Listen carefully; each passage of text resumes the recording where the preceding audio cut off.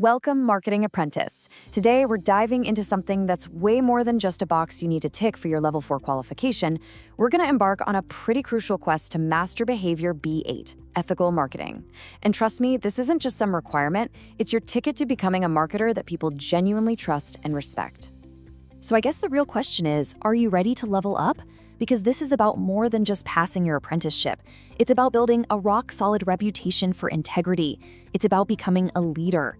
This is your journey from apprentice to champion. Okay, let's get into it. Every great quest needs a map, and here's ours.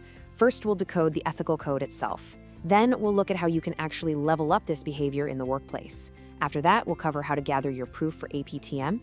And finally, we'll get you ready to absolutely conquer that final assessment. Let's go. Right, first things first.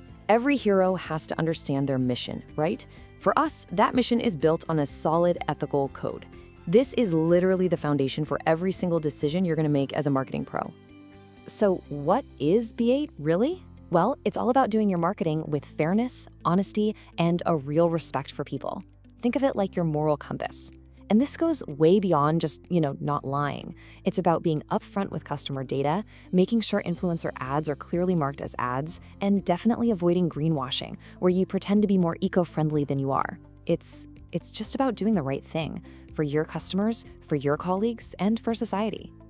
Now, what's really cool is how we can break this code down into 4 super powerful pillars. First up, you've got accountability. That's just owning the impact of your work, the good and the bad. Then there's reflection. This is where your emotional intelligence really kicks in, taking a beat to think, hey, how is this actually going to affect our audience? Third is professionalism, basically your promise to keep your standards high.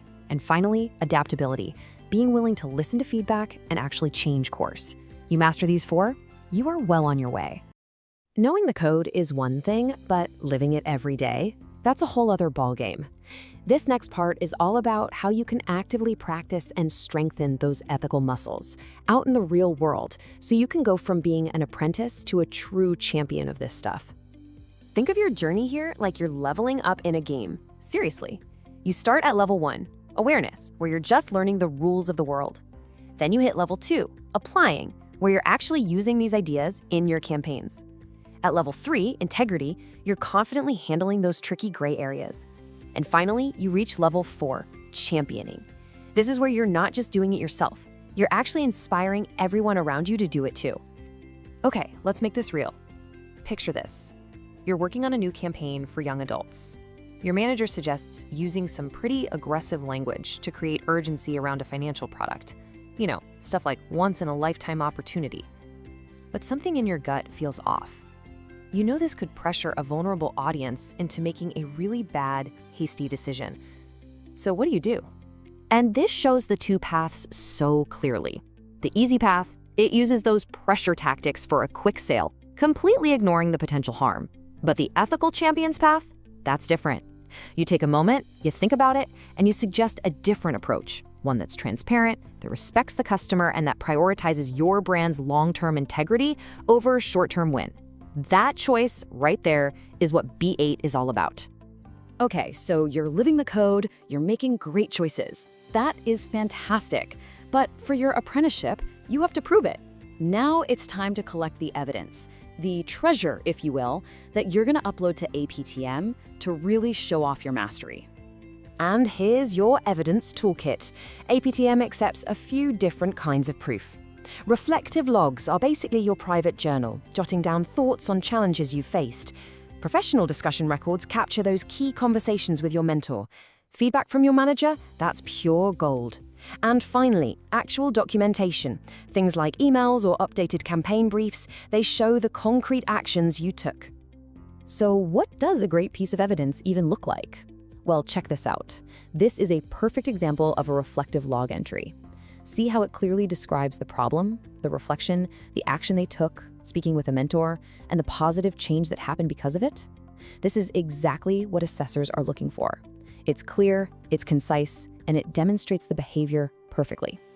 So you've learned the code, you've leveled up your skills, you've gathered your proof. Now it's time for the final challenge, the endpoint assessment, or as I like to call it, the EPA boss battle.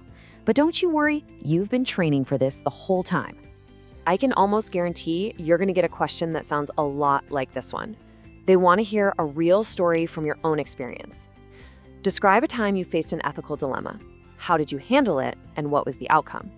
All that evidence you've been gathering on APTEM, it's prepared you perfectly for this moment. So, how do you structure your answer to have the biggest impact? Easy. You use the STAR method. It's so simple and so powerful. S is for situation, just set the scene. T is for task, what was your job in this story? A is for action, what specific ethical steps did you personally take? And R is for result, what was the positive outcome? This framework makes sure your answer is clear, structured, and hits all the key points they're listening for. When it comes right down to it, this is what it's all about. The assessors are looking for one thing, really, a clear, undeniable link between your ethical thinking, the actions you took because of that thinking, and a positive result. And not just for the company, but for the customers too. You need to show them you don't just know the theory, you can actually use it to make marketing better. And there you have it. We've covered the entire map, from start to finish. You know the code, you know how to level up, and you know how to prove your worth. The quest is clear. So I'll just leave you with this question. When you walk into work tomorrow, what's the first ethical move you're going to make?